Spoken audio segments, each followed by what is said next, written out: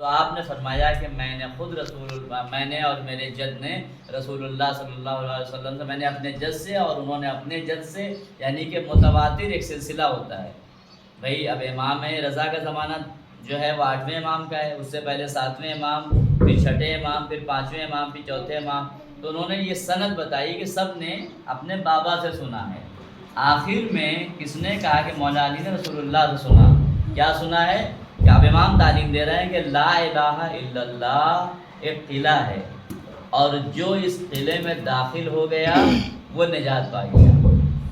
جو اس قلعے میں داخل ہو گیا وہ نجات پا گیا. تو کہا کہ یہ سنا ہے، لیکن اس قلعے میں داخل ہونے کے ساتھ ضروری کیا ہے، شرط کیا ہے؟ کہا شرط یہ ہے کہ اس قلعے میں داخل وہی ہوگا جو ہم سے محبت کرے گا. امام فرما رہے ہیں کہ جو ہم سے محبت کرے گا وہ اس قلعے میں داخل ہوگا.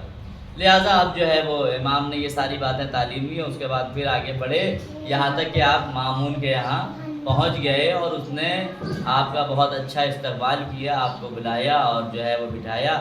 اور اتنا زیادہ اس کے چہرے پر اثر ہوا مامون کے اوپر کہ وہ تو بھائی ظاہر ہے کہ وہ یہ تو سوچ رہا ہے نا کہ یہ دشمن ہمارے ہیں اور ہماری حکومت ختم کر دیں گے.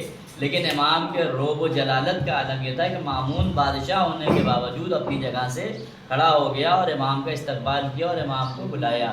اور بلانے کے بعد اشارہ کیا امام سے کہ آپ جو ہے وہ مسند پر بیٹھیے. لیکن امام اس شاہی مسند پر نہیں بیٹھے، اور امام نے کہا میرے لیے بس ایک کرسی رکھ دی جائے، میں اس پر ہی بیٹھنا چاہوں گا. امام اس شاہی مسند پر نہ بیٹھ کر کے آپ کرسی پر تشریف فرما ہوئے. پھر اس کے بعد بہت ساری باتیں ہوئیں، اور ان باتوں میں اب مامون نے سازش یہ کیا کہ امام کو، اگر ہمیں امام کے خلاف ہم کوئی کام کرتے ہیں ایسا کہ جو ان کے شیعوں کو پتہ چل جائے گا تو بھی ہماری بغاوت لوگ کر دیں گے. تو لہٰذا ان کو لوگ چاہتے بہت ہیں، ان سے محبت بہت کرتے ہیں. تو اس طریقے سے ان کو راستے سے نہیں ہٹایا جا سکتا، بلکہ ضروری یہ ہے کہ ایک نئی حکمت عملی اپنائی جائے گی جو اس سے پہلے بادشاہوں نے نہیں کی. کہا وہ کیا ہے؟ کہا کہ انہوں نے یہ طریقہ اپنایا کہ امام علیہ السلام سے کہا مامون رشید نے کہ ہم چاہتے ہیں کہ آپ کو وزارت کا جو ہے وہ درجہ دے دیں. آپ کو یہاں تک لکھا ہے کہ ولی عہد بنا دیں، یعنی ایک بڑا عہدہ اپنی حکومت میں دے دیں. صلوات پڑھیں محمد رسول اللہ.